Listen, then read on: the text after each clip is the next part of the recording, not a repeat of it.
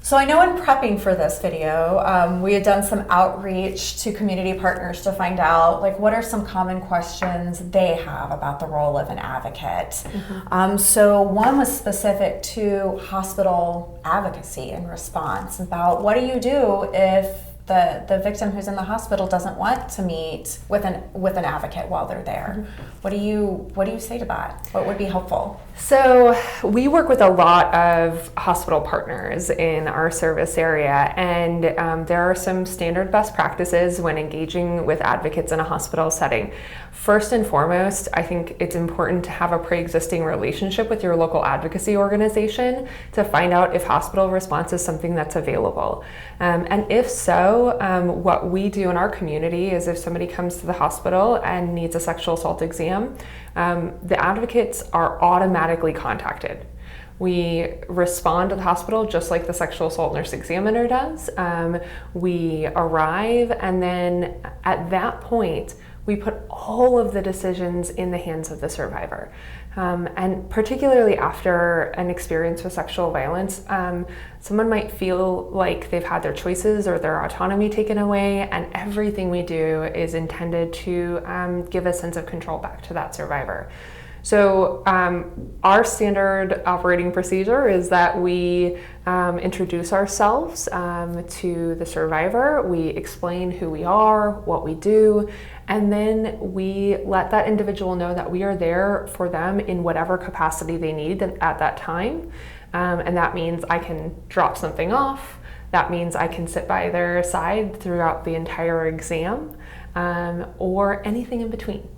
And if at any point in that process a survivor says, you know what, I think I'm actually good without an advocate right now, then we respect that and we leave. We make sure they have our contact information, we offer them follow-up services, but it really is in the hands of the survivor.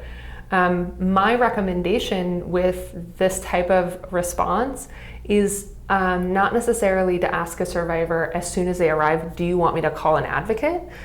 Because we know that someone might say, you know, it's 2 a.m, I don't want you to wake someone up and have them come all the way out here. We want to be there, present, available, and then once we've introduced ourselves and asked for consent to provide services, if that individual declines services, that's 100% their choice, and we will respect and honor that.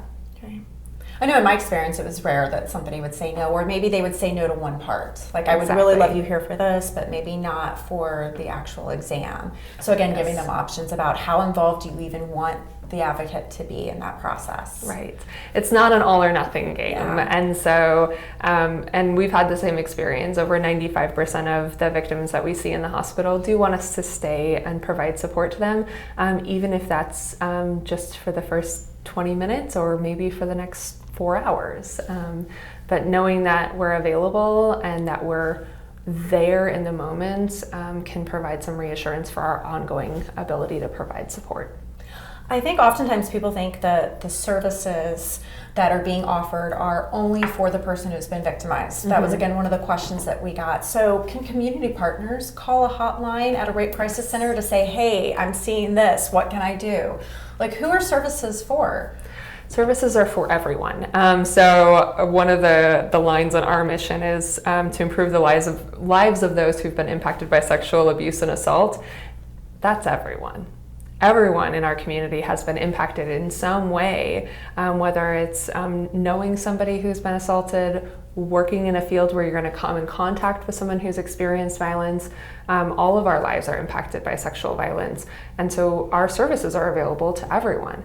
I highly encourage our community partners to utilize our hotline services in a variety of different ways.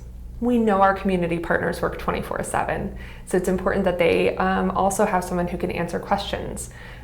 We have had teachers call the hotline and ask, you know, a child said this to me.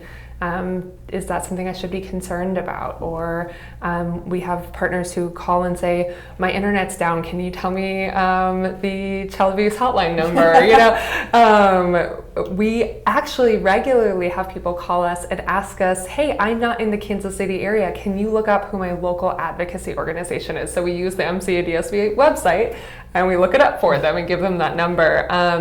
And then we also recognize our community partners, just like advocates, are engaged in, high trauma situations all the time. And sometimes it's nice to be able to pick up the phone after you've seen or heard something that can be upsetting and just say, hey, can I talk about this? Can I talk through how I'm feeling after this exam or how I'm feeling after reporting to a crime scene? And advocates are available for that as well. Absolutely, because some of the support that we can provide those kind of secondary victims or community partners can also help the person who's been directly victimized heal. Exactly.